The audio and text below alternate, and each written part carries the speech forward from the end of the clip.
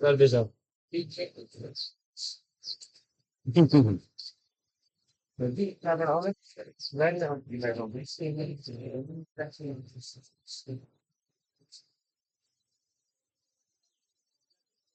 नहीं सही है। आ जाओ। सर क्या पढ़ाओगे? आ जाओ चलो। बैठो बैठो। मॉर्फोलॉजी हो गई थी बेटा। Plant anatomy. Plant anatomy start हो गई। कई दिनों की छुट्टी मिल गई ना तो तुम्हें। बहुत ज्यादा सर जी, सर जी आल का था मेरा तो। हाँ 22 22 तारीख से आए। 22 से बंद नहीं थी मेरे पास। सर 21 को हुई थी, क्योंकि वो पुलिस भर्ती 22। हाँ 23 से शुरू थी ना, तो एक दिन पहले से एक दिन बाद का। आल का था मेरा तो, वही आदत हो गई ना।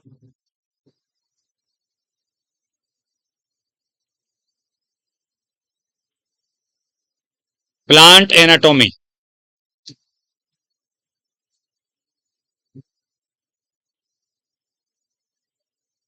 ये अच्छा फिंगर टिप है। हिंदी वाली है क्या? चलिए फायदा भी होता है सब कुछ। तो बेटा बाद में बात करेंगे उसके बारे में, फायदा नुकसान। आ जाओ चलो जल्दी, देखो देख रहे थे फिर भी आए नहीं जल्दी से, नीचे मिल गए थे। बेटा देखिए, जैसे आपने मॉर्फोलॉजी पढ़ा, मॉर्फोलॉजी का क्या मतलब था कि जो हम प्लांट की एक्सटर्नल स्ट्रक्चर की बात करते हैं ना, बाहर वाली स्ट्रक्चर की बात करते हैं। भाई रूट, स्टेम, लीफ पढ़ा हमने, फ्लावर पढ़ा, फ्रूट पढ़ा, और फैमिलीज के बारे में बात की थी। हाँ बता दी थी। वो आपको वो तो दिया था हमने, चार्ट एक दिया था। ठीक है, वो प्रिंटर निकाल लिया था उसका। तो निकाल के रख लेते। मोबाइल में भी वैसे ठीक है, वो बड़ा करना सकते हो अपने हाथ से, इसको लिख सकते हो। मेजर मेजर पॉइंट अलग अलग करनी। खैर, तो यहाँ पर जो प्लांट एनाटॉमी है बेटा, इसमें क्या होता है, हम इंटरनल स्ट्रक्चर की बात करते हैं। किसकी बात करते हैं? इंटरनल स्ट्रक्चर की स्टडी करते हैं, उसको हम एनाटॉमी बोलते हैं। क्लियर है? यानी कि हम स्टडी करते हैं टिश्यूज की, टिश्यू सिस्टम की। आप जानते हैं बहुत सारी सेल्स मिलकर टिश्यू बनाते हैं। पहले जरा ये बता दूं, देखिए इंटरनल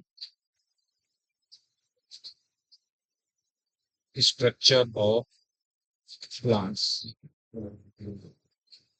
इसकी स्टडी को हम बोलते हैं प्लांट एनाटॉमी, है ना बेटा? ऐसे ही अगर एनिमल्स की बात करते हैं हम, तो एनिमल्स में एनाटॉमी बोलते हैं।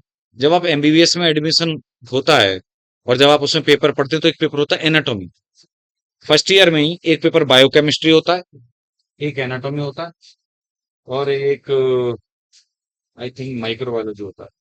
तो पता है, उसमें एनाटॉमी में आप ह्यूमन की एनाटॉमी पढ़ते हैं, पूरी डिटेल, सारे इंटरनल ऑर्गन्स के बारे में, बोन्स के बारे में, वो सब एनाटॉमी में आता है। ऐसी प्लांट जो ऊपर से नहीं दिख रहा, इंटरनल स्ट्रक्चर हैं, उनके बारे में हम बात करते हैं। तो बेटा यानी कि टिश्यूज के बारे में बात करेंगे यहाँ पर। अब आप जानते हैं, देखिए बहुत सारी जो सेल्स होती है ना बेटा, जो कि कैसी होती हैं, सिमिलर होती हैं स्ट्रक्चर में। नॉर्मली कैसी होती हैं, सिमिलर, जैसे बताऊंगा अभी। थोड़ी डिसिमिलर भी हो सकती हैं, टिश्यू की जो बेस्ट डेफिनेशन बताऊंगा अभी। तो जो सिमिलर होती हैं, जो फंक्शन सिमिलर रखती हैं ना, उनको हम क्या बोल देते हैं, टिश्यूज। और फिर टिश्यूज मिलके क्या बनाते हैं, टिश्यू सिस्टम।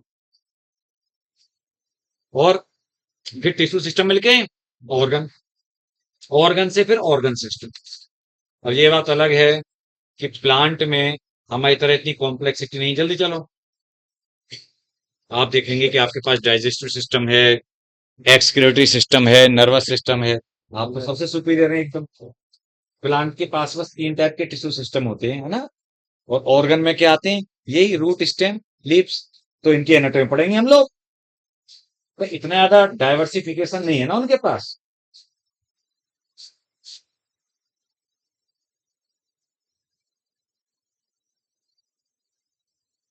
टिश्यू सिस्टम, फिर बहुत सारे जो टिश्यू सिस्टम हैं जो भी हैं मिलके बनाते हैं ऑर्गन, देन ऑर्गन सिस्टम, और फिर पूरा बंदा तैयार हो जाता है, बन जाता है ऑर्गेनिज्म। ये बात जो मैंने लिखी है ये लाइन, ये केवल कोई प्लांट के अकॉर्डिंग ही थोड़ी लिखी है, ये तो एक जनरल बात है जो हम लोग सेल में भी पढ़ते हैं। एक आध बच्चा मुझे ऐसा लग रहा है जो अभी तक मैंने नहीं देखा क्लास में, यानी कि बाद में एंट्री है ना उनके भी।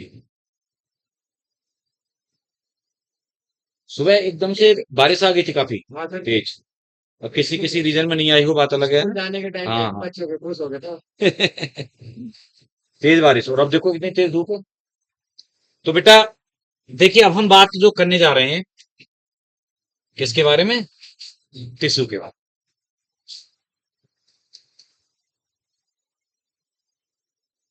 तो मैंने आपको क्या बताया, यहाँ लिख देता हूं मैं एक बार, जो एक प्रॉपर सही डेफिनेशन, अगर ग्रुप ऑफ सिमिलर और डिसिमिलर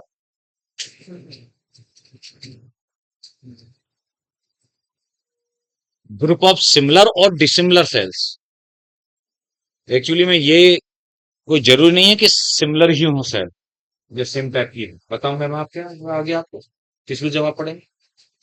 नॉर्मली लिखा होता है कि सिमिलर सेल्स का ग्रुप टिश्यू बोला जाता है, जनरली होता है, लेकिन ऐसा हमेशा नहीं होता, ध्यान रखिएगा।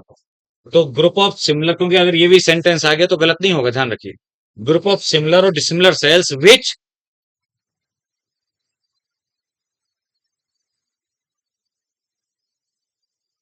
हैव सिमिलर फंक्शन, है ना बेटा, फंक्शन सिमिलर हैं, और ग्रुप ऐसे function similar and common origin, ये और लिख देते हैं।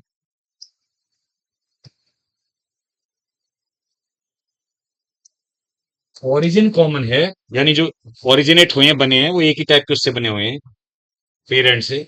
और सिमिलर डिसिमिलर हो सकती हैं, ध्यान रखिए, बताएंगे आगे आपको, आपकी समझ में आएगा। हाँ सर, सही कह रहे हैं आप, सिमिलर वाले भी आपने एग्जाम्पल बताया और डिसिमिलर वाली सेल्स का भी बताया।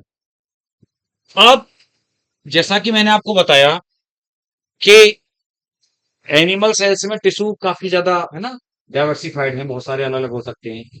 प्लांट में हम दो टाइप के टिश्यू की बात करते हैं, सारी प्लांट बॉडी ग्रुप कर देते हैं कितने में, दो टाइप। कौन कौन से, मेरिस्टेमेटिक एंड परमानेंट, है ना बेटा, मतलब मेरिस्टेमेटिक, हिंदी में पता नहीं क्या कहते हैं आप, मैं ये भोज्य उत्तर, ये भोज्य उत्तर विभोज्य होता है, और परमानेंट वाला तो स्थायी स्थायी स्थायी स्थायी होता, राइट, है ना। विभाज्य विभोज्य जो भी है कह रहा है, वो उससे पता भी चला, विभाजित होने वाला, विभाज्य विभोज्य ना नाम हिंदी के ऐसे होते हैं कि उससे पता चलता है, विभाजित होने वाला, विभाजित मतलब डिवाइड, एक्चुअली मेरिस्टेम का काम ही है। बताता हूं देखिए, तो दो टाइप के टिश्यू हैं प्लांट बॉडी में, एक मेरिस्टेमेटिक और एक परमानेंट।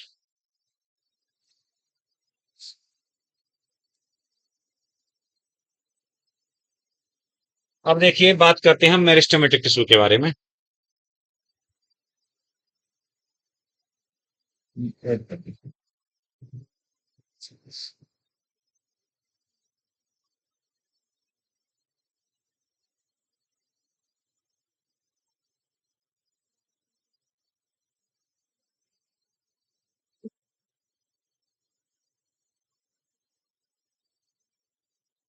मैं इसको क्या लिखता हूं, मतलब हाईलाइट करने के लिए, चलो एक ही कलर फिर बार बार चेंज करना।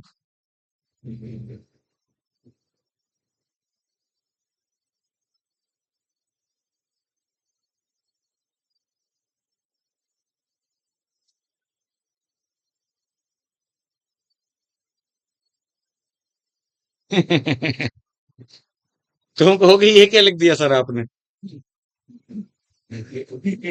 है ना। ये जब मैं इन टिश्यूज के बारे में बात करता हूं तो ये मेरा तरीका है, मतलब मैं बात करता हूं। इसका मतलब ये है कि मैं आपके दिमाग में ये बिठाना चाह रहा हूं ये शब्द, कि इसका केवल एक ही काम है, डिवीजन, डिवीजन एंड डिवीजन। एक बार डिवीजन बोलते तब भी बात चलती, लेकिन जब बार बार चीज बोली जा रही है तो बार बार नॉक किया जा रहा है आपकी खोपड़िया पे, है ना।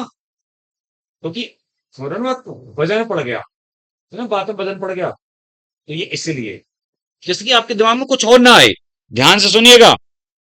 जो मेरिस्टेमेटिक टिश्यू होता है उसकी सेल्स लगातार डिवाइड करती रहती हैं, लगातार बिना रुके थके। तो इसका मतलब उन्हें लगातार डिवाइड करने के लिए क्या कैरेक्टर होने चाहिए मेरिस्टेमेटिक सेल्स के। देखिए ध्यान से सोचिए, आप जानते हैं लगातार डिवाइड सेल्स कर रही हैं तो उनमें वेल डेवलप्ड न्यूक्लियस होने चाहिए, नहीं होने चाहिए। भाई सेल डिवीजन अगर हो रहा है तो न्यूक्लियस यानी है ना प्रोमिनेंट या वेल डेवलप्ड न्यूक्लियाई प्रेजेंट होने चाहिए। एक बात, सेल वॉल कभी भी इनकी थिक नहीं होगी, कोई थिकनिंग नहीं पाई जाएगी सेल वॉल में। नॉर्मल सेलुलोज की बनी हुई सेल वॉल होगी, थिन, थिन सेल वॉल किसकी बनी हुई, सेलुलोज की। ठीक है बेटा, दो बातें क्लियर। कोई भी एक्स्ट्रा का काम, मैंने बोला ना कि डिवीजन ही काम है इनका, तो कोई स्टोरेज वाला काम, कोई एक्सक्रेटरी वाला काम, कोई सीक्रेटरी वाला काम नहीं होगा। They don't have any excretory, secretory और स्टोरेज फंक्शंस। तभी तो मैंने बोला ओनली डिवाइड, है ना, और कुछ नहीं जानते। डिवाइड करना वो सबसे बड़ी बात है, उसी से तो पूरी प्लांट बॉडी बनेगी। अगर हम जायगोट, जो देखिए हमारी भी जो पैदा हुए हम लोग इस दुनिया में, जो हमने आंखें खोली, तो आप जानते हैं कि एक जायगोट ही तो था, मेल फीमेल गैमेट के फ्यूजन से पेरेंट्स के। और वो जायगोट एक सेल, इतनी छोटी सेल, अगर उसमें डिवीजन, अगर काउंटरलेस डिवीजन नहीं हुए होते लगातार, आज देखिए आप सारे पार्ट, और हम इंसान, हमारे कोई लार्वा है वो तो होता नहीं है, डायरेक्ट डिवीजन है। आपने एनिमल किंगडम पढ़ा होगा। तो बेटा सीधे जो बच्चा पैदा होता है वो एडल्ट के जैसे ही होता है, सारे बॉडी पार्ट्स उसमें तब भी होते हैं, बस ग्रोथ ही तो होती जाती है। तो कब से लेकर के डिवीजन, पैदा होने के बाद भी डिवीजन सेल्स का चल रहा है लगातार, तभी तो ग्रोथ हो पा रही है। लगातार जायगोट में डिवीजन हुआ लगातार, फिर डिफरेंशिएशन हुआ, बॉडी के अलग अलग ऑर्गन बने, फिर उनका डिवीजन हो के ना उसके अंदर सेल्स का, सेल्स मल्टीप्लाई की। इसीलिए ध्यान रखिए, ऑब्वियस सी बात है, कभी भी ये मत सोचना कि एक छोटा बच्चा है, उसमें और आप में बराबर सेल होंगी। बहुत से लोग जब ये पूछा जाए ना तो कहते हैं सेल तो बराबर ही होती होंगी, बस सेल्स बराबर नहीं होती। सेल्स वेट के अकॉर्डिंग चलती हैं, हम लोगों में सब में ये बराबर नहीं है नंबर ऑफ सेल।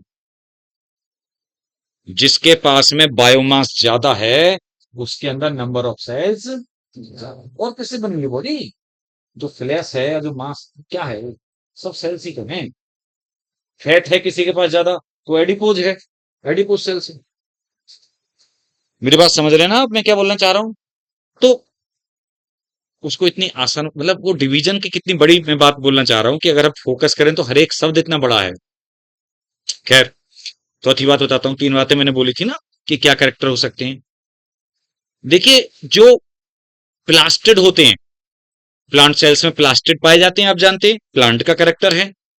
तो वो जो प्लास्टिड्स हैं वो प्रोप्लास्टिड स्टेज में पाए जाते हैं। किसमें पाए जाते हैं, प्रोप्लास्टिड। प्रोप्लास्टिड का मतलब बेटू होता है कि ये precursor of plastid.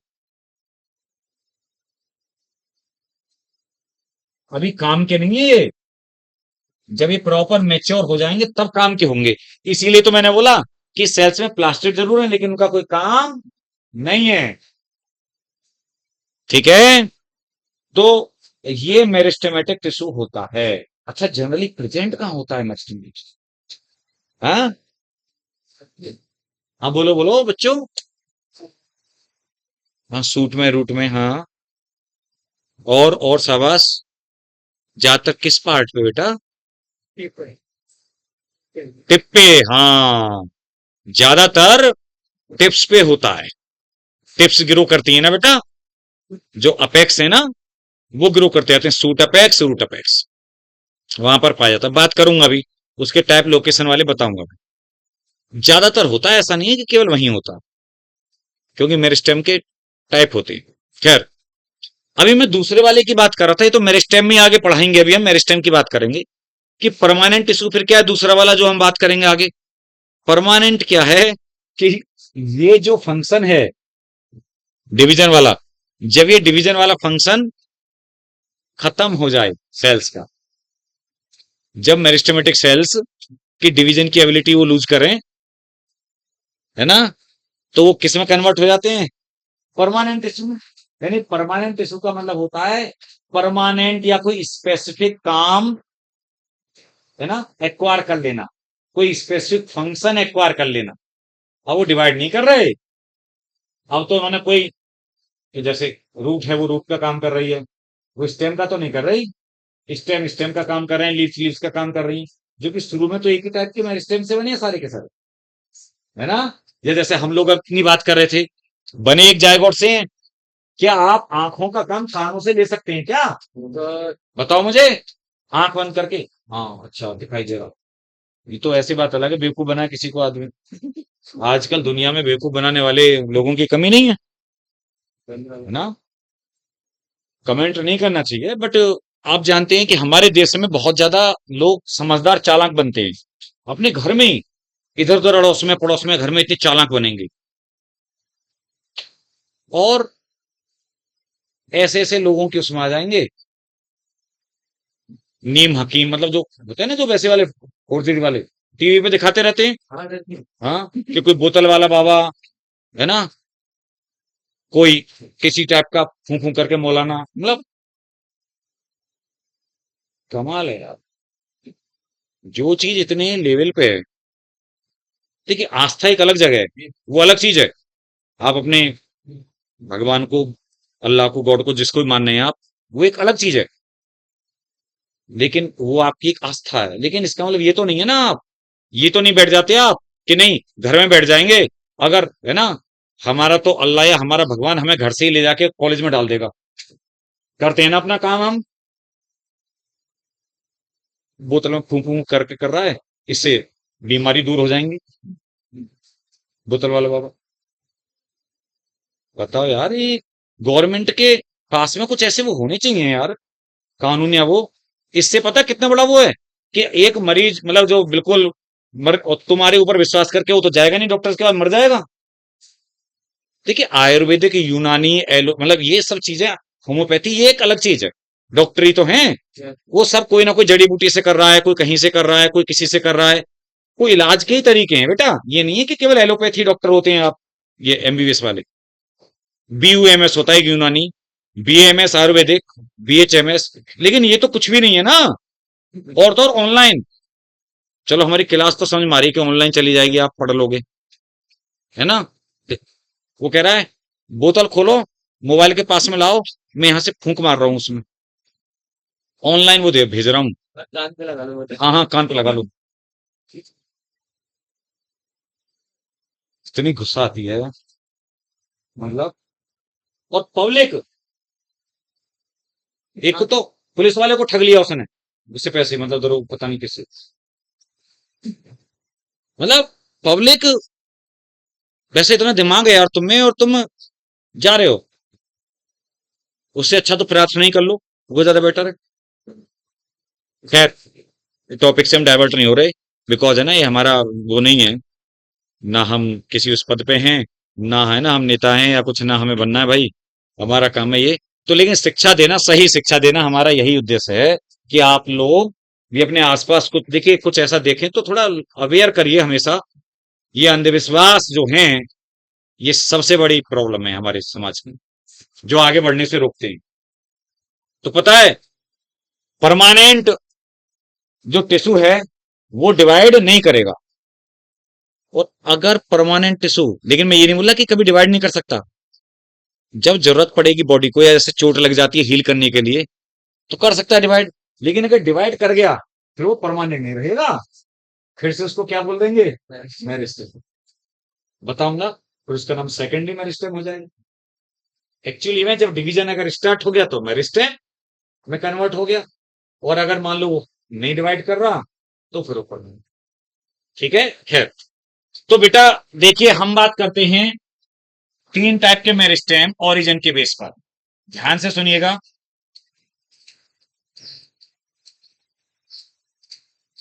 Pro meristem, primary meristem, क्योंकि परमानेंट पर हम बाद में जाएंगे, पहले हमारा मेरिस्टेम को खत्म करना है ना, और सेकेंडरी मेरिस्टेम।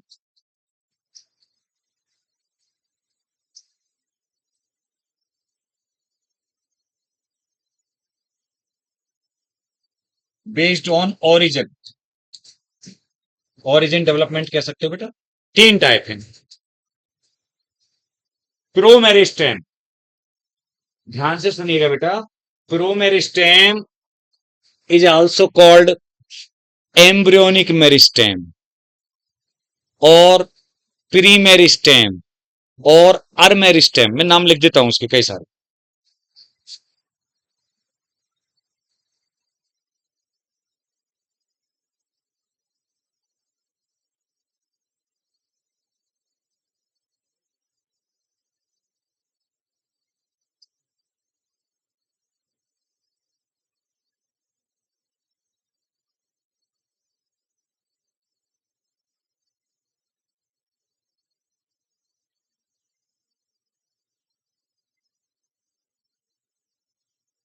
अच्छा, एनसीईआरटी के में परेशान मत होना एक्चुअली में। जो जिन लोगों के पास नई एनसीईआरटी है ना, नहीं ये तो ठीक है, जिनके पास में नई एनसीईआरटी अगर होगी लेटेस्ट एकदम, उसमें शुरुआत ही टिश्यू सिस्टम से की गई है।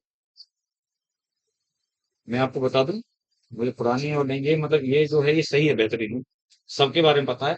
उस बारे में बेटा केवल टिश्यू सिस्टम से शुरुआत की गई है, और रूट स्टेम लीफ की एनाटॉमी खत्म, मामला सेकेंडरी ग्रोथ भी नहीं दी है।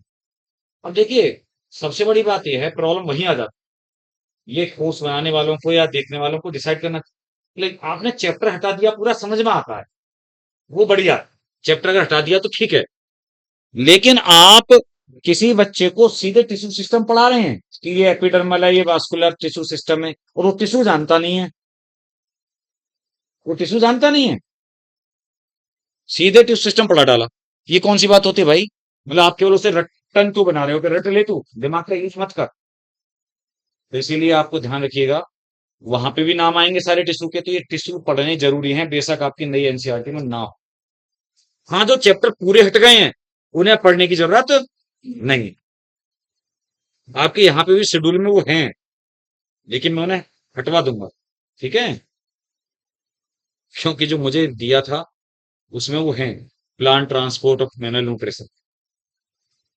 तो पता है, ये जो प्रो मेरिस्टेम है, एम्ब्रियोनिक मेरिस्टेम, ये पता है किसमें होता है? प्लीम्यूल और रेडिकल में। कहाँ होता है? प्लीम्यूल, जानते हो? Yes sir. सुने ना ये तो आपने? Yes sir. क्या होते हैं?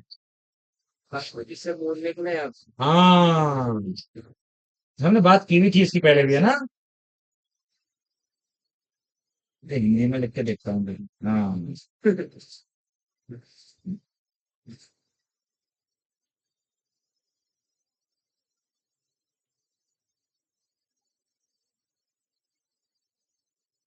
ठीक है, प्रांकुर मूलांकुर। एक्चुअली में प्लीम्यूल से सूट सिस्टम बनता है, रेडिकल से रूट बनता है। लेकिन एक चीज ध्यान रखिएगा, मैंने बताना कि ये एम्ब्रियोनिक स्टेज में पाए जाते हैं, प्रोमेरिस्टेम। तो अगर सामने तुम्हारे कोई भी प्लांट अगर खड़ा हुआ है, दिखाई दे रहा है आपको, उस प्लांट में प्रोमेरिस्टेम नहीं पाया जाएगा। जो जर्मिनेट होने के बाद में जो प्लांट आया मार्केट में, मार्केट मतलब दुनिया में, उसमें दो टाइप के मेरिस्टेम मिलेंगे। वो कौन कौन से? प्राइमरी और सेकेंडरी, है ना बेटा? प्रो मेरिस्टेम नहीं पाया जाता। क्लियर? चलिए, अब ये जो प्रो मेरिस्टेम है, ध्यान से सुनेंगे, इससे डेवलपमेंट होता है प्राइमरी मेरिस्टेम का। प्राइमरी मेरिस्टेम, हाँ लाल कहाँ जाना? Primary meristem develops from pro meristem. लेकिन ध्यान रखना, फिर ऐसा नहीं है आगे यही सीक्वेंस चलेगा आपको कि सेकेंडरी प्राइमरी से बनेगा, नहीं, खेला होगा वहां पे। इसलिए ध्यान रखें इस बात को, primary meristem develops from pro meristem. Okay, अब बस प्रो के बारे में यही बातें थी। अब हम आगे प्राइमरी मेरिस्टेम, किस पर आ गए? प्राइमरी वाला हर एक प्लांट में मिलेगा, ध्यान से सुनिएगा। ये अकेला ऐसा मेरिस्टेम है इन तीनों में, इन तीनों टाइप में ये अकेला ऐसा मेरिस्टेम है प्राइमरी जो सारे प्लांट में मिले। उसका कारण, प्रो मेरिस्टेम सभी की एम्ब्रियो में पाया जाता है, एडल्ट बॉडी में नहीं होता। और सेकेंडरी वाला ये सब में नहीं पाया जाता, ये केवल उनमें मिलता है जिनमें सेकेंडरी ग्रोथ होती है।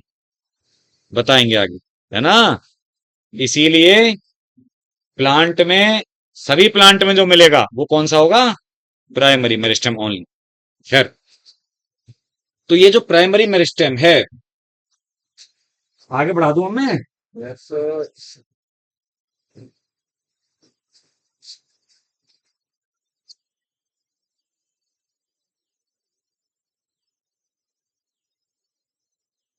और अब कोई छुट्टी मत मानना अभी इस वीक में, ठीक है?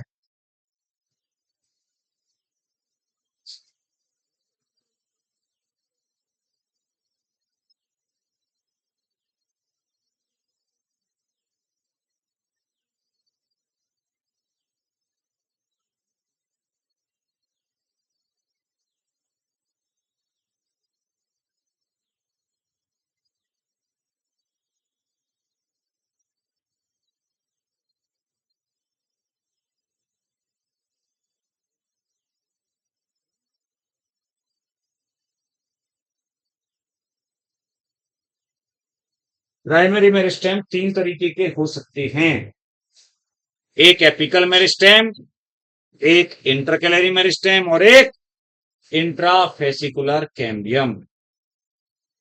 बहुत काम की बातें हैं, क्योंकि मैं बताऊंगा एनसीईआरटी भी जिनकी पुरानी अगर है तो उसमें बड़ा कंफ्यूज होंगे लोग बात।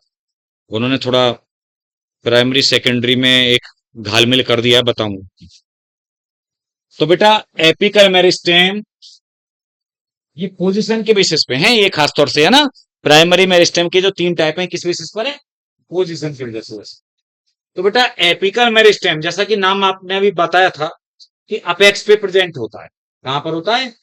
अपेक्स पे, यानी shoot apex and root apex.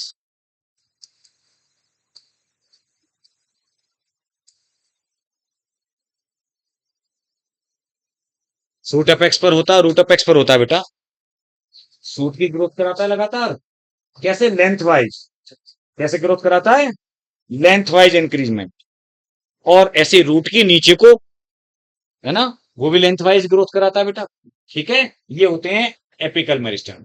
ध्यान से सुनिए, जैसे एनसीईआरटी में पॉइंट लिखा है, एपिकल मेरिस्टेम जब डिवाइड करके आगे, मतलब सेल्स लगातार ऐड करता रहता है और सूट की ग्रोथ करा रहा होता है, सूट अपेक्स की, तो कुछ सेल्स पीछे रह जाती है। ये लाइन मिलेगी आपको, बड़े काम की लाइन।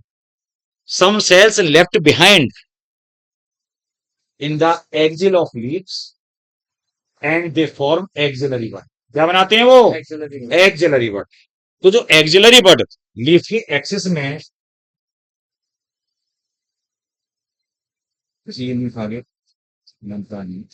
तो लीफ की एक्सिस में जो बड बनती है ना, आप जानते हैं उसको क्या कहते हैं?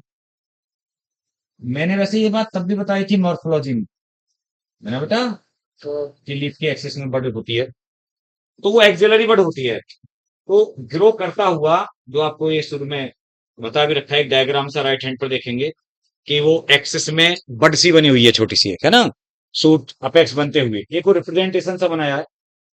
तो बेटा वो एक्सिलरी बड बोली जाती है, तो वो लाइन में याद रखिएगा। किससे बना है एक्सिलरी बड? Apical meristem. और एक्सिलरी बड क्या करती है आगे जाकर? वो एक्चुअली सूट का मॉडिफिकेशन है भाई, सूट ने ही तो बनाया है। ध्यान रखिए, लीव्स का नहीं है मॉडिफिकेशन, लीफ की तो एक्सेस में बनती है।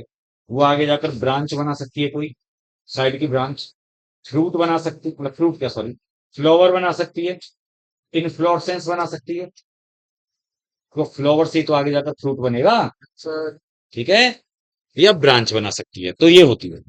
और आपको याद होगा, कभी कभी थॉर्न बना देती है प्रोटेक्शन के लिए, कभी कभी टेंडल बना देती है क्लाइंबिंग के लिए। एक्सिलरी वर्ड याद आ रहे हैं कुछ केस? जैसे टेंडल बनाती थी किस में, बताओ, याद दिलाओ।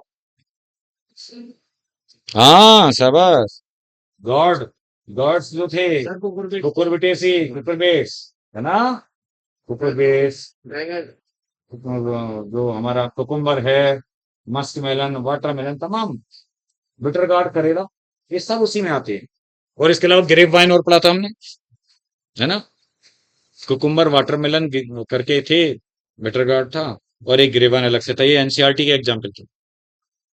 और थॉर्न पढ़े थे आपने, बोगनविलिया, सिट्रस। खैर, तो ये आप बात समझ गए ना आप? तो एपिकल मेरिस्टेम क्या कराता है, लेंथ वाइज इंक्रीज कराता है, और एक्सिलरी बड़े से बना देता है। आप इंटरकैलरी मेरिस्टेम क्या है साहब? देखिए एक मिनट जरा,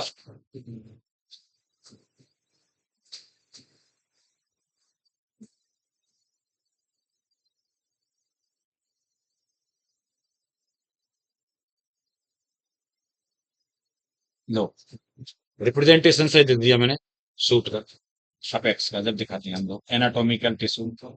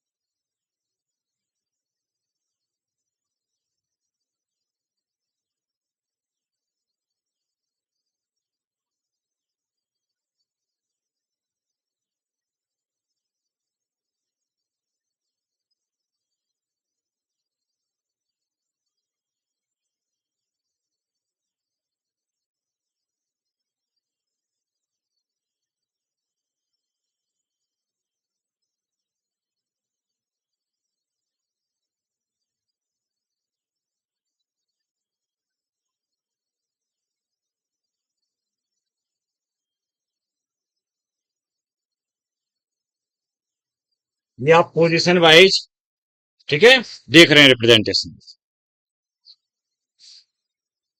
आप देख पा रहे होंगे, ध्यान से देखना बेटा, ऐसे ऐसे डिवीजन हो रहे हैं। कैसे हो रहे हैं डिवीजन?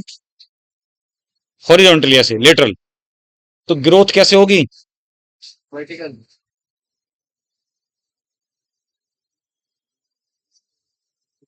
यानी लेंथ वाइज।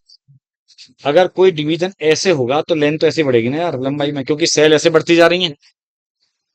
मेरी बात समझे नहीं समझे? एक कॉर्नर पे, कोने पे लड़की, क्या बताई बेटा लास्ट बात मैंने? उधर वाली, कॉर्नर वाली। हाँ बेटा बता, क्या समझाया मैंने अभी? बता, बताई कहाँ से? गर्दन तो तेरी उधर से उससे बचाने में थी, लेकिन वो अलर्ट है जिससे तू बातें कर रही थी, वो अलर्ट है, वो तेरी बात भी सुन रही थी, जितनी भी सुनना हो, और अपना काम भी कर रही थी, लेकिन तुम मारे गए उसके चक्कर में। बैठो। तो क्योंकि समझदार वही होता है कि जो कितना भी शोर शराबा हल्ला हो रहा हो ना, तब भी अपना फोकस उसका रहा आता है, वो इधर उधर भी, हाँ ठीक है। उसे क्या है, दूसरे को फील नहीं कराना कि भाई तू फालतू की बातें कर रहा है या कर रही है मुझे, है ना, क्यों दोस्ती टूट जाएगी। तो ठीक है, हाँ उसको भी ऐसे से, हाँ हाँ, और सामने भी ध्यान है उसका। और एक होते हैं वो बेवकूफों की श्रेणी में आते हैं, वो बस लगे पड़े हैं। सुनिए, तो बेटा लेंथ वाइज इंक्रीजमेंट होगा नहीं होगा? तो ये एपिकल मेरिस्टेम और इंटरकैलरी मेरिस्टेम, ये लेंथ वाइज इंक्रीज कराते हैं प्लांट बॉडी को। और ध्यान से सुनिएगा, इंटरकैलरी शब्द बायोलॉजी में कहीं भी आए, मैंने बायोलॉजिकल क्लासिफिकेशन में शायद मैंने नहीं पढ़ाया था, बट पहले भी टर्म ये आया है। इंटरकैलरी शब्द कहीं भी आता है उसका मतलब होता है बीच में, इन बिटवीन। क्या होता है? In between. कोई भी चीज आप उसके लिए टर्म यूज कर सकते हो इंटरकैलरी, कि साहब मिडिल में है या बीच में है, टिप्स पे नहीं है या बेस पे नहीं है ना, उसको यूज करते हैं। तो पता है इंटरकैलरी मेरिस्टेम अलग से कोई मेरिस्टेम नहीं है, ध्यान सुनना मेरी बात, ये वास्तव में एपिकल मेरिस्टेम का ही पार्ट है। Intercalary meristem is a part of apical meristem which becomes separate due to formation of permanent tissue between these two. Actually में मैंने क्या बोला, ये जो एपिकल मेरिस्टेम का एक पार्ट है लेकिन बीच में परमानेंट टिश्यू बनने की वजह से उससे सेपरेट हो गया है। ये परमानेंट टिश्यू बन गया ना बीच में, तो है ना, तो इंटरकैलरी नहीं तो उसी का पार्ट था एपिकल का ही, उससे अलग हो गया है। और ज्यादातर ये नोड वाले रीजन के आसपास होता है। कहां पर होता है? नोड, जहां से लीव्स वगैरह निकलती है ना, लीफ प्राइमोर्डिया। लीफ प्रिमोर्डिया का मतलब है लीफ को बनाने वाली स्ट्रक्चर, जिनसे आगे जाकर एक कान से बना दिए ना दादों को लंबे लंबे से, जो आगे जाकर लीव्स बनाती है। तभी तो हमने एक्सिलरी वर्ड दिखा दिया से। ठीक है, अब बिल्कुल ऐसे मत देखना कि एनसीईआरटी में तो ऐसा नहीं बना है, ऐसे डिजाइन, उससे मतलब नहीं होता है, मतलब समझने से होता है। और इन दोनों के बारे में बात समझ गए आप? तो इंटरकैलरी मेरिस्टेम आपके एनसीईआरटी में भी लिखा मिलेगा बेटा, ज्यादातर ग्रासेज में प्रेजेंट होता है ना। और देखिए जो ग्रेजिंग एनिमल्स, आप जानते हैं घास को चरते रहते हैं एनिमल्स वगैरह खूब, वो फिर से ग्रो कर जाती है। तो ज्यादातर ग्रासेज की जो ग्रोथ होती है ना, वो इंटरकैलरी मेरिस्टेम की वजह से ही होती है, क्योंकि एपिकल मेरिस्टेम तो उनमें होता ही नहीं है, वो तो डैमेज, मतलब खाई जाते हैं वो हमेशा। तो इंटरकैलरी की वजह से ही ग्रोथ होती है लगातार। खैर, अब बात आती है इंट्राफेसिकुलर कैम्बियम। तो एक चीज ध्यान से सुनना भाई, आप आगे बना भी लोगे, आपको काम देगा काफी ज्यादा।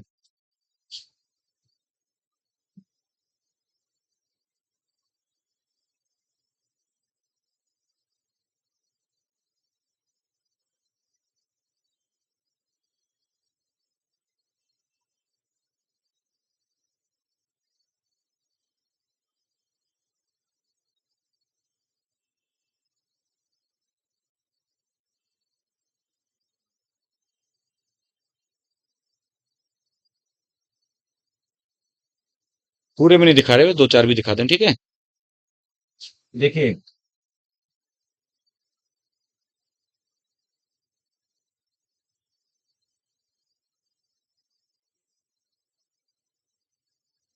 ये जाइलम, और ये जो बाहर वाला पार्ट है ना बेटू, ये फ्लोएम है।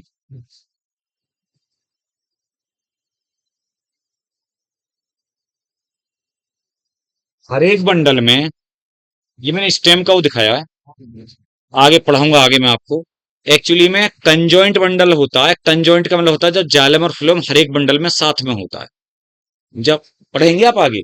लेकिन अभी एक चीज बतानी थी मुझे कैम्बियम की, इसीलिए जब जाइलम और फ्लोएम एक ही रेडियस पे होता है और एक ही बंडल में प्रेजेंट होता है एक साथ, तो वो कंजॉइंट बंडल होता है।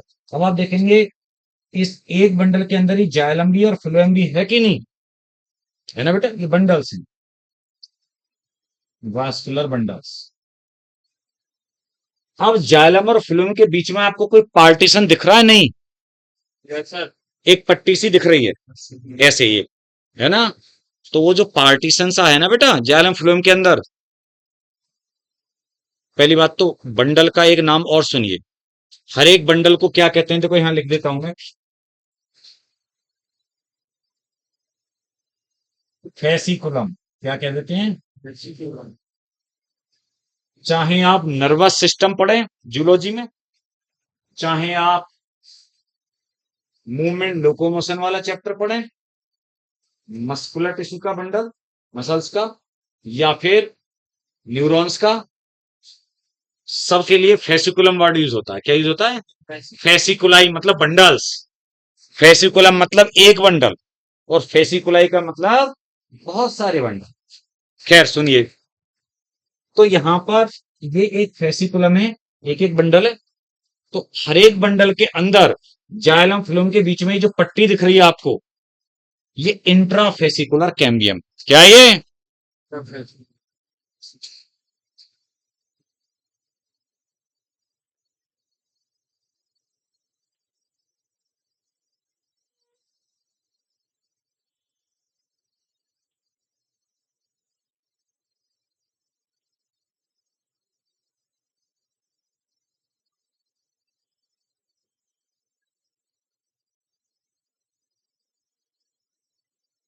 या तो इंट्राफेसिकुलर बोल दीजिए, या केवल फेसिकुलर भी बोल दीजिए।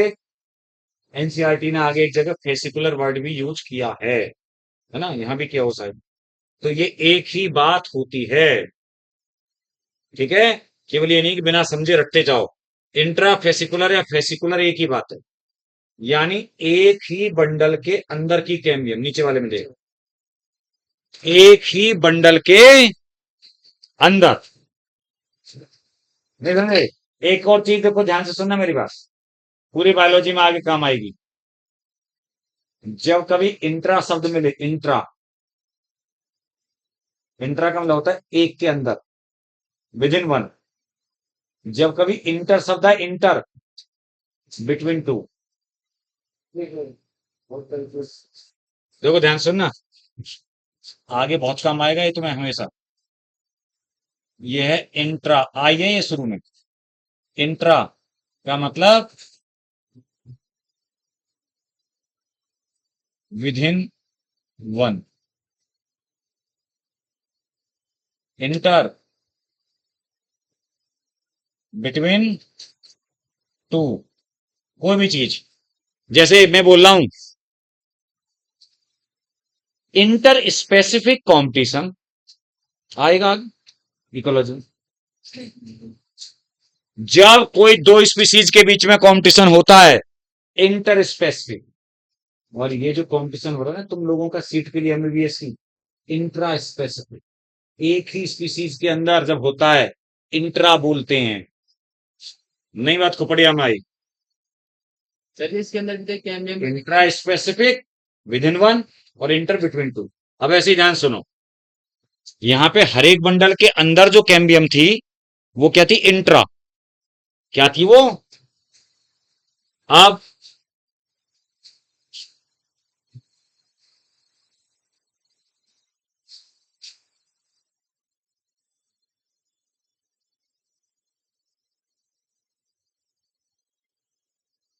अरे यार ये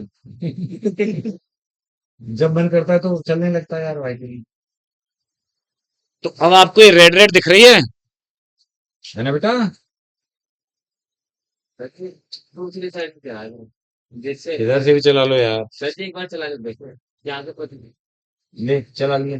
ज्यादा बातें बना रहा है। सर ये क्यों मुझे ऐसा लगता है जैसे पॉइंट, जहाँ पॉइंट होगा ना,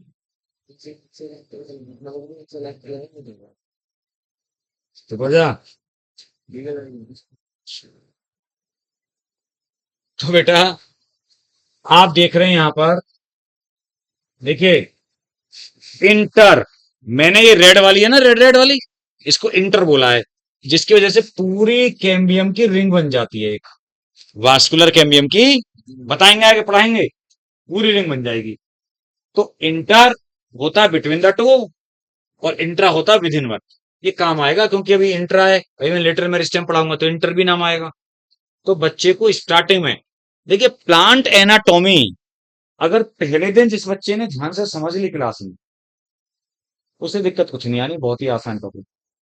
लेकिन जो बच्चा मेरे अकॉर्डिंग जो फर्स्ट डे ही नहीं होता, और ये बेसिक्स उसे पता ही नहीं है कुछ भी, क्योंकि यहां पर जब स्टार्टिंग हम करते हैं तो बातें पीछे तक की आती हैं।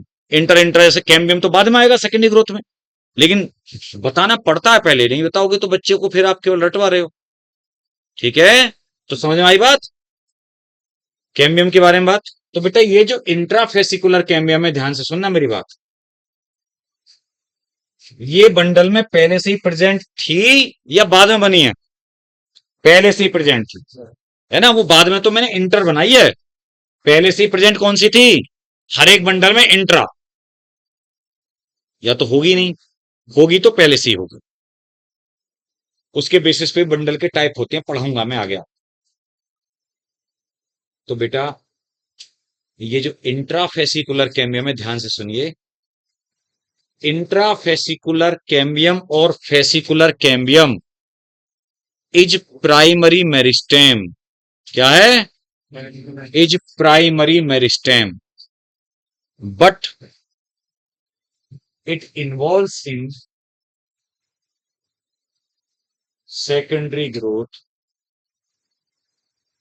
इट इन्वॉल्व्स इन है प्राइमरी मेरिस्टेम, लेकिन काम किसके आता है? सेकेंडरी। ध्यान से सुनना, सेकेंडरी मेरिस्टेम नहीं है, प्राइमरी मेरिस्टेम है। एनसीईआरटी ने क्या कर दिया है, वो ज्यादा उस पर फोकस कुछ नहीं किया है, उसको थोड़ा चुपचाप रखा है पर्दे में, और ये बोल दिया है कि कैम्बियम लेटरल मेरिस्टेम, इंट्राफेसिकुलर, ये सब, इसमें हमें बिल्कुल भी कोई शक नहीं है कि इंट्राफेसिकुलर कैम्बियम भी लेटरल मेरिस्टेम में आती है, लेकिन इसकी ओरिजिन सेकेंडरी नहीं होती। अब एनसीईआरटी ने गलती क्या की है, सेकेंडरी मेरिस्टेम की बातें करते करते और फिर बोल दिया है कि लिटिल मेरिस्टेम में ये सब आते हैं, ऐसे करके बात बोल दी। एक लाइन है, देखो मैं बताता हूं, जो दिक्कत करती है और उसको क्लियर करना बहुत जरूरी है। सबसे पहले 85 पेज है।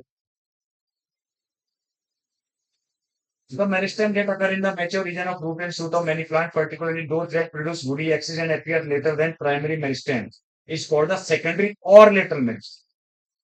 Right? Secondary meristem, lateral meristem होता है, नो डाउट। अभी बताऊंगा मैं।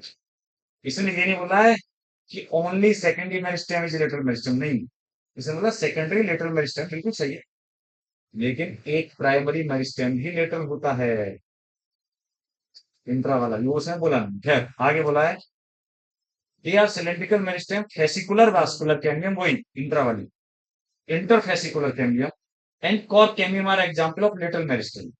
तो गलत उसकी लाइन यहाँ नहीं है, उसने लाइन बोल दिया कि फेसिकुलर वास्कुलर कैम्बियम, इंटरफेसिकुलर और कॉर्क कैम्बियम ये लेटरल मेरिस्टेम के एग्जांपल हैं जो सेकेंडरी टिश्यू बनाते हैं। बिल्कुल सही है। अब बच्चा क्या करेगा, बच्चा तो उसकी लाइन के अकॉर्डिंग नहीं चलेगा, क्योंकि उसने ये नहीं बोला है कि फेसिकुलर कैम्बियम सेकेंडरी मेरिस्टेम नहीं है, ये प्राइमरी मेरिस्टेम, लेटरल तो है। ऊपर ये लाइन बोल दी है कि सेकेंडरी और लेटरल, तो बच्चों के दिमाग में तो सीधे सीधे जा रहा है कि ये सारे के सारे सेकेंडरी और लेटरल एक ही बात है, सब कुछ सेम। तो ध्यान रखिए, लाइन उसकी गलत नहीं है, लेकिन उसने पूरी जानकारी नहीं दी, इसलिए आपके साथ में धोखा हो जाएगा। तो लिखना क्या है, मैंने क्या बताया अभी कि इंट्राफेसिकुलर या फेसिकुलर कैम्बियम, मैंने क्या बताया था अभी, प्राइमरी मेरिस्टेम है, लेकिन सेकेंडरी ग्रोथ कराता है, गर्थ में इंक्रीज कराने का काम आता, लेंथ वाइज नहीं। क्योंकि अभी तक जो एपिकल और इंटरकैलरी थे वो क्या करा रहे थे, लेंथ वाइज इंक्रीज। अभी आता हूं, देखो लेटरल मेरिस्टेम पे आता हूं, उसमें मैं ये इंट्रा नहीं लूंगा, मतलब सॉरी, सेकेंडरी मेरिस्टेम पे आता हूं। तो पता है, जब हम बात करते हैं किसकी, नहीं नहीं, याद करो, मैंने स्टार्टिंग में 3 टाइप के बताए थे भैया, भूल गया मेरिस्टेम के type, origin wise, pro meristem, primary meristem and secondary meristem. ये तो मैंने पोजीशन वाइज दिखा रखी हैं, अभी मैं लिटरल की बात नहीं कर रहा, वो अपने आप आ जाएगा। सेकेंडरी मेरिस्टेम, आपको मैंने क्या बात बताई थी, सारे प्राइमरी मेरिस्टेम किससे बनते हैं, प्रो मेरिस्टेम। किससे बनते थे, प्रो मेरिस्टेम। अब ये जो प्राइमरी मेरिस्टेम बन गए थे ना, ये क्या बनाते हैं, प्राइमरी प्लांट बॉडी। क्या बनाते हैं, तुम कहोगे ये सर शब्दों से खेल रहे हो आप, प्राइमरी प्लांट बॉडी क्या है, मतलब हम नहीं जानते। चलो, प्राइमरी मेरिस्टेम आपने बता दिया कि apical, intercalary, intrafascicular. Primary plant body क्या है, तो मैं आपसे क्या बोलूंगा, प्राइमरी प्लांट बॉडी, जो मैंने बताया ना, कोई भी प्लांट है, हर एक प्लांट, उसमें पेरेन्काइमा होगा, कोलेनकाइमा होगा, स्क्लेरेन्काइमा होगा, जाइलम होगा, फ्लोएम होगा। These are primary permanent tissue. क्या है ये? Primary permanent tissue. ये सभी में मिलेंगे आगे जब परमानेंट टिश्यू पढ़ाऊंगा ना मैं, तो ये primary permanent tissue primary meristem से ही बने हैं। किससे बने हैं? प्राइमरी मेरिस्टेम से। अब ये जो प्राइमरी, ध्यान सुना, देखो दोबारा बोल रहा हूं, प्रो मेरिस्टेम से बना प्राइमरी मेरिस्टेम, प्राइमरी मेरिस्टेम से बना प्राइमरी परमानेंट टिश्यू, और प्राइमरी परमानेंट टिश्यू से सेकेंडरी मेरिस्टेम डेवलप होता है। प्राइमरी परमानेंट टिश्यू से क्या बनता है? यानी सेकेंडरी मेरिस्टेम प्राइमरी मेरिस्टेम से मेरिस्टेम नहीं बना, पहले परमानेंट टिश्यू बने, फिर वो परमानेंट टिश्यू में एक प्रोसेस होती है डी डिफरेंशिएशन, पढ़ी भी है आप लोगों ने, जैसे आगे भी मैं बताऊंगा सेल वगैरह में। डी डिफरेंशिएशन मैंने भी लास्ट टाइम पढ़ाया था जब प्लांट फिजो में, प्लांट ग्रोथ में। डी डिफरेंशिएशन का मतलब होता है जब कोई परमानेंट टिश्यू या सेल दोबारा से डिवाइड करना शुरू कर दे, क्या कर दे, तो वो उसका डिफरेंशिएशन खत्म हो गया, यानी डी डिफरेंशिएशन। अंडरस्टूड? तो बेटा रे, तब बनता है जो कैम्बियम वगैरह, वो बोला जाता है सेकेंडरी मेरिस्टेम। क्या बोला जाता है? अब सुनो, ध्यान सुनना मेरी बात। All secondary meristem, all secondary meristem are lateral meristems, all secondary meristem are, line लिख भी सकते हो आप, ऑल सेकेंडरी मेरिस्टेम्स। अच्छा, ब्रैकेट में ये भी लिख दो कौन कौन से सेकेंडरी मेरिस्टेम होते हैं, ठीक है? तो देखो, एक लिखेंगे आप interfascicular cambium of dicot stem. Actually ये जो इंटर इंट्रा बोल रहा हूं ना मैं, ये स्टेम की बात कर रहा हूं, डाइकोट की। मोनोकोट में तो कैम्बियम होती नहीं है, खैर बताऊंगा। Interfascicular cambium of dicot stem, comma comma, vascular cambium of dicot root, vascular cambium of dicot root. चक्कर क्या है, रूट में इंटर इंट्रा का कोई चक्कर नहीं होता, सीधे उसकी कैम्बियम बाद में बनती है, जिसको बोलते हैं वैस्कुलर कैम्बियम, है ना? स्टेम में क्या होता है, इंट्रा पहले से होती है, तो बाद में जो बीच बीच में बनती है उसे इंटर कह देते हैं। इसीलिए इसकी पूरी कैम्बियम दो पार्ट से बनी हुई है, इंट्रा और इंटर से। मेरी बात खोपड़िया में आई? और रूट में केवल और केवल बाद में बनती है, उसको बोलते हैं vascular cambium, comma cork cambium of लिखो है मत लिखो, सभी की, यानी cork cambium of stem and root, किसी की भी, है ना बेटा? कोर कैम्बियम, COR की। ये तीन टाइप के टिश्यू हैं जो सेकेंडरी मेरिस्टेम में आते हैं। ब्रैकेट क्लोज कर लो। अब दोबारा सेंटेंस पे जा रहा हूं मैं। सेंटेंस में बोल रहा था all secondary meristems, bracket close हो गया, are lateral meristem, are lateral meristem,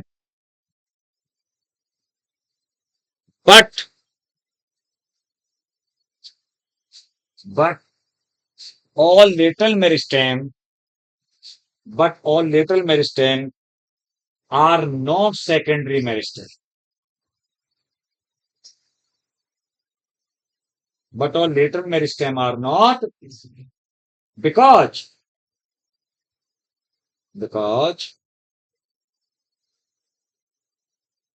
one lateral meristem, because one lateral meristem dash लगा के इंट्राफेसिकुलर कैम्बियम, है ना? One lateral meristem dash intrafascicular cambium is primary meristem, is primary meristem. समझ गए ना आप बात को?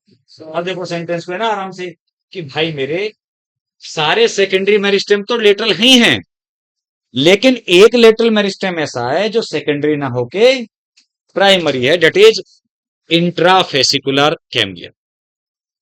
अच्छा, सारे लेटरल क्यों है ना बेटा, ये इंट्रा वाले भी लेटरल है, बाकी वो तीनों आपने सेकेंडरी भी लेटरल बोले, क्योंकि ये सेकेंडरी ग्रोथ या लेटरल ग्रोथ कराते हैं, गर्थ में इंक्रीज कराते हैं। क्या कराते हैं?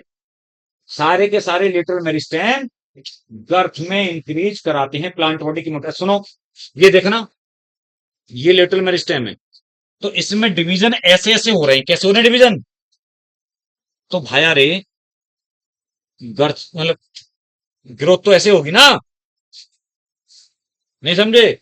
ग्रोथ तो ऐसे होगी जब डिवीजन ऐसे ऐसे हो रहा है। तो जैसे डिवीजन होता है उसके राइट एंगल पे ग्रोथ होती है ना बेटा? अगर डिवीजन ऐसे ऐसे हो रहा है तो ग्रोथ ऐसे हो रही है, परपेंडिकुलर। परपेंडिकुलर ये सब तो जानते हो ना आप, राइट एंगल परपेंडिकुलर, मतलब फिजिक्स की बहुत ही बेसिक बात है ना? तो चलिए, क्योंकि कभी कभी बड़ा वो लगता है जब किसी कॉलेज में जाते हैं ना प्रैक्टिकल लेने, रोज तो इतना गुस्सा आता है और इतना दुख होता है इस एजुकेशन सिस्टम पे। फाइलम को बच्चा लिख रहा है FILUM,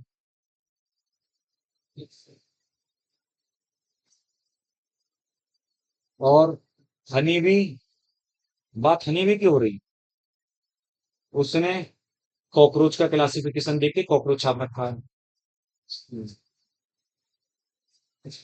नाम नहीं पता हनी भी का, मतलब उनके प्रैक्टिकल देने पड़ते हैं। मतलब आप सोचिए स्तर कितना ज्यादा है शिक्षा का, मतलब एजुकेशन का। और फिर ये उम्मीद की जाती है आप प्रैक्टिकल में खेल नहीं कर सकते, यूनिवर्सिटी नाम हो जाता है। तो बेटा, इसलिए मैं बोलता हूँ ये जो बच्चे कोई भी यहाँ आते हैं, वैसे ऐसे बच्चे तो कोई नहीं है, लेकिन फिर भी जो भी यहाँ पर आ रहा है, मेरा हमेशा ही बोलना होता है तुम लोगों से। देखिए, मैं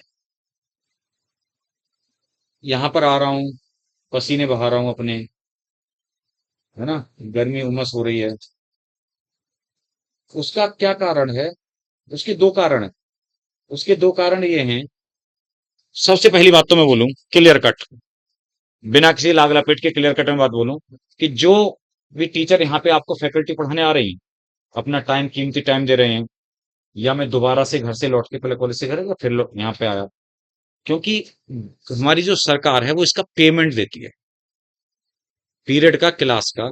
कोई भी आप देखते हो कि आपके यहाँ पे टीचर आ रहे हैं, कोचिंग्स में पढ़ाने वाले टीचर हैं, तो उनको भाई कहीं भी जाएंगे तो पेमेंट एक होता है, तो यहाँ पे आप गवर्नमेंट पेमेंट दे रही है, तब आ रहे हैं। नहीं तो आप देखिए, पेमेंट नहीं होगा तो कितने लोग आएंगे, है ना बेटा? पहली बात, वो जरूरी भी है, क्योंकि अच्छे टीचर्स को लाने के लिए वो तभी थोड़ा सा वो होंगे। नहीं तो सोचेंगे भाई हमारा तो काम वहां पे कॉलेज में पढ़ाने का है या कहीं भी स्कूल में पढ़ाने का है, वहां का हम काम कर रहे हैं, सैलरी ले रहे हैं, बात खत्म। दूसरा, एक होती है कि टीचर की एक इच्छा, जैसे जो टीचर इस फील्ड से जुड़ा हुआ है, या मान लो मुझ जैसा है, अपनी बात करूं, तो वो चाहता है कि वो पूरा अपना 100% दे बच्चों को, और मतलब है ना, कोशिश उसकी रहती है कि बच्चों को, अगर कोई यहाँ बच्चा आया तो उसको पूरा कोशिश करे कि किसी भी तरीके से कोई एग्जाम्पल देके कैसे भी उसकी समझ में बात आए। केवल ये नहीं कि मैं आया और केवल मुझे वो है कि भाई मेरा लेक्चर कंप्लीट होना है, कुछ भी अपने जल्दी जल्दी पढ़ा के बोलवाल के चला है। मेरा ये उद्देश्य नहीं होता, पहली बात होता। मेरा ये होता है कि अगर मैं किसी को पढ़ा रहा हूं तो बेटा उसको, बच्चे को वो अवेयर होके उससे।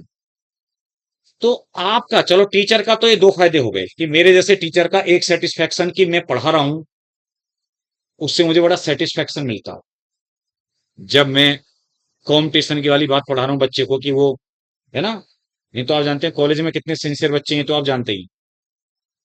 और एक इकोनॉमिकल बेनिफिट। लेकिन आपका, अगर यहां पर आप आते हैं और यहां आकर आप बातचीत करके या केवल है ना बिना समझे हुए या बिना ध्यान दिए हुए जो टीचर्स आपको पढ़ा रहे हो चले जाते हैं घर पे, तो आप बताओ आपको क्या बेनिफिट होगा? है ना, कुछ भी नहीं। बस एक चीज जरूर है, पता है एक चीज क्या है? कि किसी दूसरी कोचिंग में जब जाते हैं वहां भी ऐसे बहुत सारे बच्चे होते हैं कि जो बस आते हैं घर से चले जाते हैं, टाइम पास करते हैं। वहां पे उनका डबल नुकसान होता है कि उनके पेरेंट्स ने वहां पे लाख लाख रुपए फीस ही भरी होती, वो भी जा रही है। और जब उसको डिवाइड करते हैं ना, 6-7 महीने की पढ़ाई होती है, 6-7 महीने से डिवाइड करते हैं तो एक दिन का भी बड़ा मोटा अमाउंट आता है। आप देखें ना कभी भी, मैं हमेशा बच्चों को बोलता हूँ डिवाइड करके देखो हर दिन का तुम्हारा। तो एक तो वो भी नुकसान, एक उसका बहुत ही कीमती टाइम जो आप वैल्यू समझते नहीं। यहाँ चलो वो पैसा तो नहीं, क्योंकि सरकार ने आपको फ्री ऑफ कॉस्ट ये वो खुद खर्चा कर रही है, लेकिन वो जो टाइम बहुत कीमती आपका जा रहा है। इसीलिए मेरा यही कहना है बेटा, चाहे किसी के, चुप हो जा रे, साके बहुत मारूंगा बीच में अगर बोला तो, बहुत ज्यादा पिटाई लगाऊं। तो पता है, चाहे किसी के 20% आ रही है दिमाग में, 30% आ रही है, 40, कोई 80, और कोई बच्चा ऐसा भी है यहाँ पर पूरा पूरा जो पढ़ाया जा रहा है वो पूरा उसकी समझ में आता है और वो घर जाके उसको लेके जा रहा है। उससे तो बढ़िया कुछ भी है ही नहीं। तो मेरे कहने का मतलब है कि चाहे अगर कोई बच्चा नालायक सा है तो वो 20-30% भी अगर दिमाग में ले गया, वो भी बड़ी बात है। मेरी बात समझ रहे ना आप? तो बेटा रे, अब देखिए, ये बात आपको क्लियर हो गई ना कि वो सेकेंडरी ग्रोथ जो गर्थ में इंक्रीज कराता है वो लेटरल मेरिस्टेम, चाहे वो सेकेंडरी हो चाहे वो प्राइमरी क्यों ना। अच्छा, मैंने एक बात बोली थी आपसे बार बार कि भाई सेकेंडरी मेरिस्टेम सभी में नहीं मिलेंगे। तो एक्चुअल में क्या होता है, जब सेकेंडरी ग्रोथ पढ़ाऊंगा, एक तो डाइकोट प्लांट मतलब डाइकोट रूट हो या डाइकोट स्टेम हो, डाइकोट में मिलेंगे सेकेंडरी मेरिस्टेम। ठीक है? या मैं आपसे बोलूं कि जो हमारा इंट्राफेसिकुलर कैम्बियम है ना, वो भी वो भी मोनोकोट में नहीं मिलेगा। इसका मतलब हम ये कह सकते हैं ओवरऑल सेकेंडरी की बजाय लेटरल मेरिस्टेम ही बोल सकते हैं। क्या बोल सकते हैं? लेटरल, उसमें एक प्राइमरी भी है ना। तो सारे लेटरल मेरिस्टेम केवल डाइकोट स्टेम डाइकोट रूट यानी डाइकोट में मिलेंगे और जिम्नोस्पर्म में मिलते हैं। जिम्नोस्पर्म में भी डाइकोट प्लांट की तरह सेकेंडरी ग्रोथ पाई जाती है, उनके रूट में भी और उनके स्टेम में भी। ठीक है बेटा, जिम्नोस्पर्म। टेरिडोफाइट, क्योंकि वैस्कुलर बंडल वैसे टेरिडोफाइट से बनने शुरू हो गए, लेकिन वहां पे नहीं होती। वो तो वैसे ही बेचारी टटफूंजिया से प्लांट मतलब छोटे छोटे, है ना, फर्न्स वगैरह। लेकिन जिम्नोस्पर्म तो बड़े बड़े भी होते हैं ना बेटा, आपने देखा होगा स्पाइन्स वगैरह, फर्न है ना, वो कॉनिफर्स कितने बड़े बड़े होते हैं, पहाड़ों पे जाते हैं बड़े बड़े, है ना, वगैरह। तो ये बात क्लियर हो गई। अब ये हमारा मेरिस्टेम कंप्लीट हो गया। क्या कंप्लीट हो गया? Meristematic tissue. ठीक है, अब हम बात करते हैं आगे।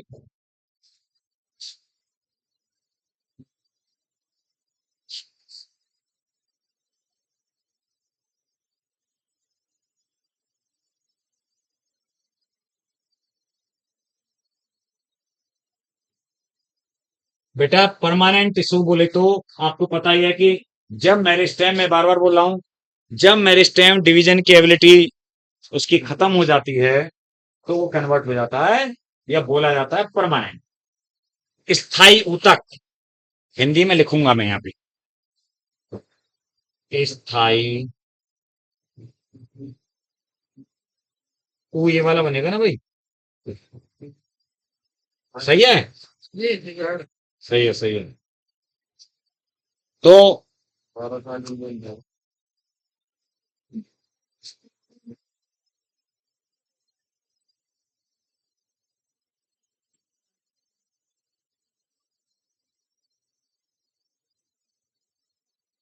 सिंपल और कॉम्प्लेक्स परमानेंट टिश्यू।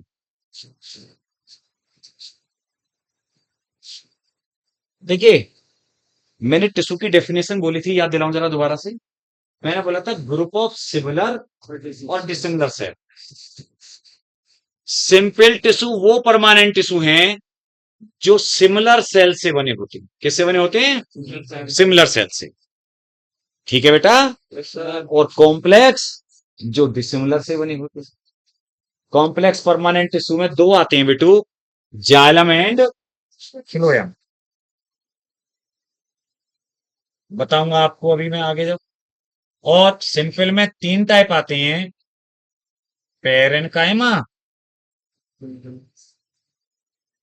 कोलेनकाइमा और स्क्लेरेन्काइमा। ठीक है, तो हम बात करते हैं पेरेन्काइमा की, यानी सिंपल परमानेंट टिश्यू में हम बात कर रहे हैं पेरेन्काइमा। क्या बताया बेटा मैंने? हाँ, खड़ा हो जा, क्या नाम है? सोए। सोए बेटा, मैंने क्या बताया अभी कि सिंपल और कॉम्प्लेक्स में क्या अंतर बताया? शाबाश। नहीं, सिंपल जो टिश्यू है और कॉम्प्लेक्स टिश्यू दो टाइप के परमानेंट, तो सिंपल कैसे होते हैं और कॉम्प्लेक्स कैसे, एक लाइन की बात बोली मैंने।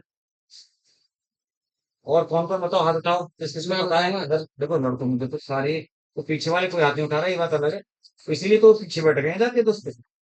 हाँ बेटा, सिंपल और कॉम्प्लेक्स में क्या बेटा अंतर है?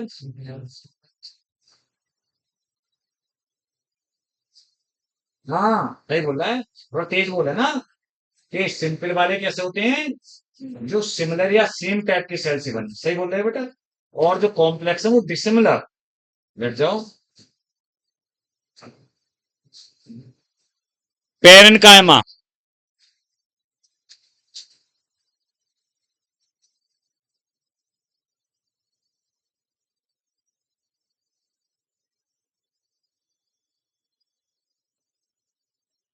सिंपल टिश्यू जितने भी है ना, तीन मैंने बताया, पेरेन्काइमा, कोलेनकाइमा, स्क्लेरेन्काइमा। सुनना आप लोग, क्योंकि हर बात लिखी जाती नहीं है ना, बोलते हम लोग सभी में, और इवन कॉम्प्लेक्स तो कॉम्प्लेक्स है ही, सभी में मतलब सिंपल में भी सिंपलेस्ट कौन है?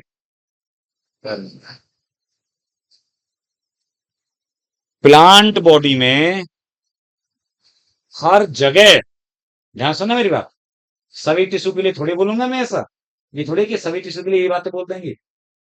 प्लांट बॉडी में हर जगह पाया जाने वाला अगर कोई टिश्यू है, वो पेरेन्काइमा। मेरा समझ रहे हो ना आप? परमानेंट बॉडी में हर जगह पढ़ाएंगे आपको, चाहे एपिडर्मिस हो, चाहे कॉर्टेक्स हो, चाहे पेरिसाइकिल हो, चाहे एंडोडर्मिस हो, हर जगह, चाहे पिट क्यों ना हो सेंटर में आगे पढ़, तो मतलब परमानेंट टिश्यू सभी पेरेन्काइमा से बने होते हैं। या मैं बोलूं, ऐसे भी कह सकते हैं, देखो बात को समझिए, कि मेरिस्टेम से पेरेन्काइमा बना और वो मॉडिफाई हो के डिफरेंट टाइप के उसने परमानेंट टिश्यू बना दिए, ये भी कह सकते हो। ठीक है बेटा रे, डिफरेंट डिफरेंट शेप की सेल्स होती हैं, आपकी एनसीईआरटी में वो लिखी हुई हैं कि ओवल है, स्फेरिकल है, पॉलीगोनल है ना, ऐसे अलग अलग शेप की सेल्स हो सकती हैं। लेकिन पता है, थिनवर्ड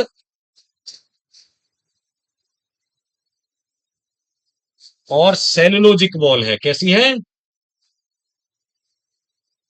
जो सेल वॉल्स है बेटा, वो सेलुलोज की बनी हुई है, कोई थिकनिंग नहीं होगी, कोई भी थिकनिंग। अच्छा एक चीज देखिए, मुझे याद आ गई, मैं जैसे आपको बता रहा था ना कि मेरिस्टेम में मैंने क्या लिखा था, डिवीजन डिवीजन एंड डिवीजन, पता है इसके लिए मैं क्या लिखता हूं? इसके लिए मैं लिखता हूं storage, storage and storage.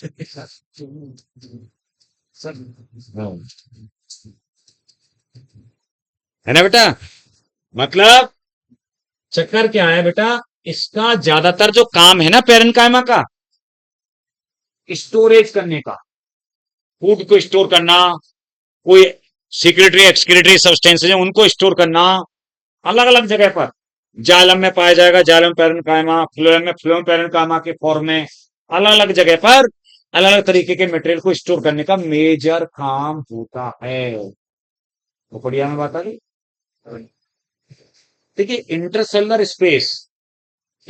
Space पाए भी जा सकते हैं, कम या ज्यादा, सेल्स के बीच में, जैसे आप जानते हैं ना, सेल्स के बीच में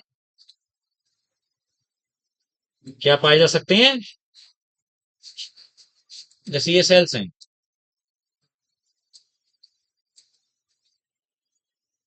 तो आप देख रहे हैं ये इनके बीच में इंटरसेलर स्पेस हो गए नहीं हो गए?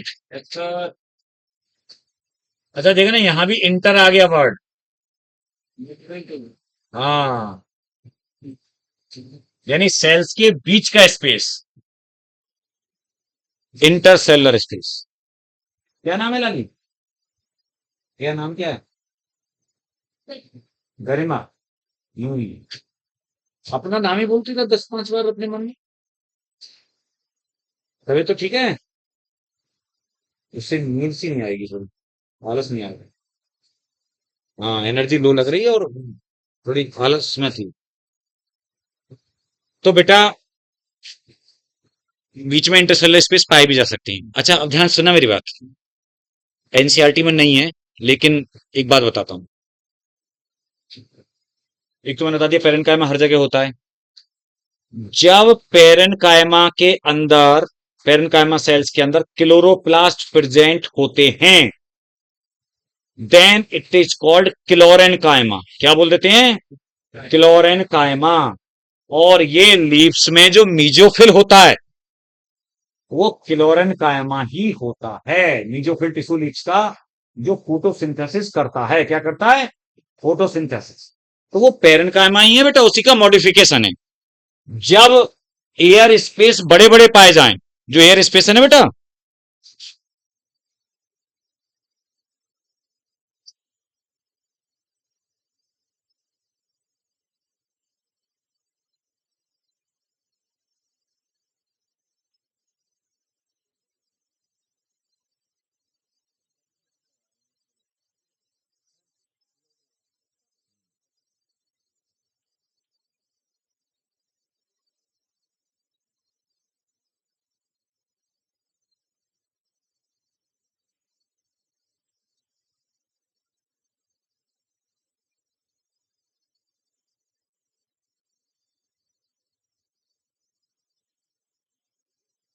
एयर कैविटीज और एयर स्पेसेस, जब ये बड़े बड़े एयर कैविटीज या एयर स्पेस पाए जाते हैं ना बेटा, देखना सेल्स के बीच में कितना बड़ा गैप है, तो बोल देते हैं एयर एनकाइमा।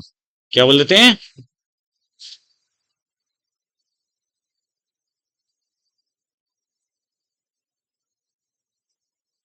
ये जो एयर एनकाइमा होता है, एयर भर जाती है और ये तैरने में, यानी अपथ्रस्ट फोर्स या बायोन्सी प्रोवाइड कराता है। इसीलिए एक्वाटिक प्लांट में, जो पानी में फ्लोट करने वाले प्लांट होते हैं ना एक्वाटिक, उनमें एरेनकाइमा पाया जाता है। वो भी पेरेन्काइमा का ही मॉडिफिकेशन है। बात समझ गए? तो दो बेसिक मॉडिफिकेशन तो याद जरूर रहनी चाहिए हमें। एक क्लोरेन्काइमा, क्लोरोप्लास्ट रखता है, और एक एरेन्काइमा, एयर कैविटी वाला, हाइड्रोफाइट में पाया जाता है। हाइड्रोफाइट मतलब पानी में रहने वाले प्लांट। अब देखिए, ये बातें हो गई पेरेन्काइमा की, मतलब स्टोरेज का काम तो है ही है। इसके अलावा अगर क्लोरोप्लास्ट है तो फोटोसिंथेसिस भी कर लेगा। ठीक है, स्टोर तो मैंने बताया डिफरेंट डिफरेंट चीजें करेगा, फूड से लेकर के डिफरेंट चीजें, जो आगे तक हम पढ़ते जाएंगे। और अगर मान लो एरेनकाइमा के फॉर्म में, तो अब थ्रस्ट फोर्स या तैरने में भी हेल्प करेगा। अब बात करते हैं क्लोरेनकाइमा। किसकी बात? सॉरी, क्लोरेनकाइमा तो मैंने बात आपसे कर ली है ना। मैं कौन से उसमें जा रहा हूं, दूसरा वाला, कोलेनकाइमा।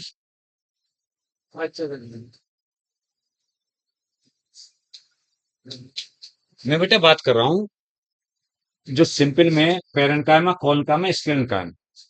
तो वो तो पेरेन्काइमा के मैंने फॉर्म बताए थे, है ना। अब देखिए कोलेनकाइमा। हम्म, कोलेनकाइमा, ध्यान सुनिएगा। पेरेन्काइमा के बारे में मैंने अभी कुछ नहीं बोला कि लिविंग है, डेड है। क्यों? क्योंकि अगर मैं ऐसा बोलूं कि वो लिविंग टिश्यू है, तो आप कहेंगे सर ऐसा क्यों बोल रहे हैं, है ना। वो लिविंग तो होगा ही, हर कोई जानता है लिविंग टिश्यू ही होगा। सेलुलोज की सेल वॉल है ना, ये सब काम कर रहा है, सब प्रोटोप्लाज्म है उसमें, सब कुछ। लेकिन अभी जब मैं कोलेनकाइमा बोल रहा हूं ना, तो मैं उसके लिए पता है क्या लिखूंगा? Living mechanical tissue. क्या बोलूंगा मैं? उसका एक कारण है, ध्यान सुनना मेरी बात। क्योंकि जब मैं स्क्लेरन कायमा बताऊंगा आपको, वो डेड होता है। कैसा होता है वो डेड मैकेनिकल टिश्यू होता है। इसीलिए यहां पर हम कोलन कायमा को बोलेंगे लिविंग मैकेनिकल टिश्यू। तो इसका काम स्टोर करने का नहीं है, कोलेनकाइमा का काम क्या है? मैकेनिकल सपोर्ट देना, स्ट्रेंथ देना प्लांट को, है ना, रिजिडिटी देना। जब इतनी बातें, भारी भरकम बातें बोल रहे हैं हम, इसका मतलब कोलेनकाइमा में कुछ ना कुछ सेल वॉल में भी तो दम होगा सर। रिजिडिटी देने के लिए। Yes sir. तो यहां पर सेल वॉल थिकनिंग्स पाई जाती हैं। क्या पाई जाती हैं? Cell wall thickening. और वो जो सेल वॉल थिकनिंग होती है ना, वो सेल वॉल थिकनिंग होती है सेलुलोज,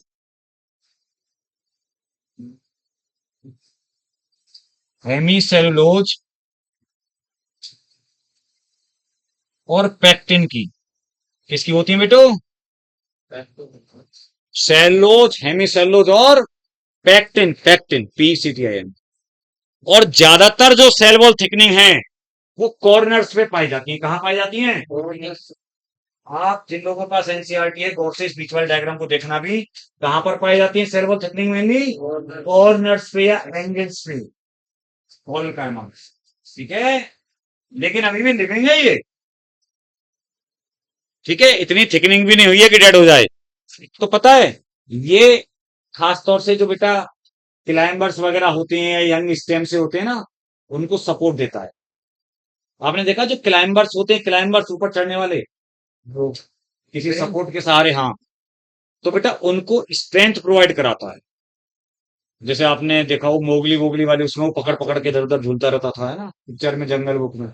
जंगल में कैसे तो मोटी काफी मतलब ऐसी होती है, स्ट्रेंथ होती है उनमें, तो लताएं सी जो लटक रही हो। सभी बरगद के पेड़ पे मिल सकते हैं उसमें भी अब बोल रहे हैं हम वो तो रूट है एक अलग, वो बेटा क्रॉप रूट होता है। ठीक है, तो कोलेनकाइमा खास तौर पे हर्बेसियस जो स्टेम्स हैं बेटा, है ना, इस टाइप के उनमें पाया जाता है। लीफ का जो पेटियोल होता है ना, पेटियोल बोले तो लीफ का डंठल, उसमें भी पाया जाता है। कौन? कोलेनकाइमा। उसको सपोर्ट देने के लिए, मतलब अपनी जगह पर रहे, उसमें एक रिजिडिटी है, एक स्ट्रेंथ है ना, तो वहां भी पाया जाता है। अच्छा, एक और चीज, कोलेनकाइमा में इंटरसेलुलर स्पेस एब्सेंट होते हैं। इंटरसेलुलर स्पेस आर एब्सेंट, ध्यान रखिए कोलेनकाइमा में। जबकि पेरेन्काइमा हमने बोला हो भी सकते हैं, नहीं भी हो सकते, और कभी कोई बड़े भी हो सकते हैं, है ना। दूसरी बात, क्लोरोप्लास्ट जनरली प्रेजेंट, एनसीईआरटी की लाइन है आपको, क्लोरोप्लास्ट जनरली प्रेजेंट। ये क्लोरेनकाइमा नहीं बोलेंगे उसको, कोलेनकाइमा का तो नॉर्मली करेक्टर है जनरली क्लोरोप्लास्ट, क्योंकि हर्बेसियस सिस्टम होते हैं ना ग्रीन ग्रीन से, तो वो आप जानते हो शुरू में फोटोसिंथेसिस भी कर लेते हैं। ठीक है, तो ये कोलेनकाइमा की बातें हो गई। हाँ बेटा, आप बता तू क्या कह रही थी ना? पढ़ देख एनसीईआरटी पढ़ते आराम से, गुरुजी आगे आएगा ना। अभी अभी कहाँ, अभी टिश्यूज कहाँ हो गए, मिलेगा ना आगे, देख पढ़ के आगे। बावली लड़की कोलेनकाइमा को पढ़ के देख के, लेकिन है तो फिर, क्योंकि अभी टिश्यू और बाकी है ना, स्केलेनकाइमा नहीं आना अभी। गुरुजी वैक्यूल का क्या काम है? वैक्यूल का बड़ा सा वैक्यूम प्लांट में वैक्यूल तो होता ही है, एक प्लांट सेल का नॉर्मल करेक्टर है बहुत बड़ा वैक्यूल होना। इवन जब आप सेल पढ़ेंगे जानेंगे, 90% तक पार्ट प्लांट सेल का ऑक्यूपाई कर सकता है एक वैक्यूल। उसके बहुत बड़े काम है बेटा। उसके अंदर का जो लिक्विड है वो सैप बोला जाता है, वो पूरा कंसंट्रेशन मेंटेन करता है साइटोप्लाज्म के साथ में, और ज्यादातर आयंस वगैरह उन सबको एक्यूमुलेट करता है। बताएंगे आगे, प्लाज्मोलिसिस वगैरह में भी उसका रोल होता है। ठीक है, चलो तो फिर कल बात करते हैं आगे।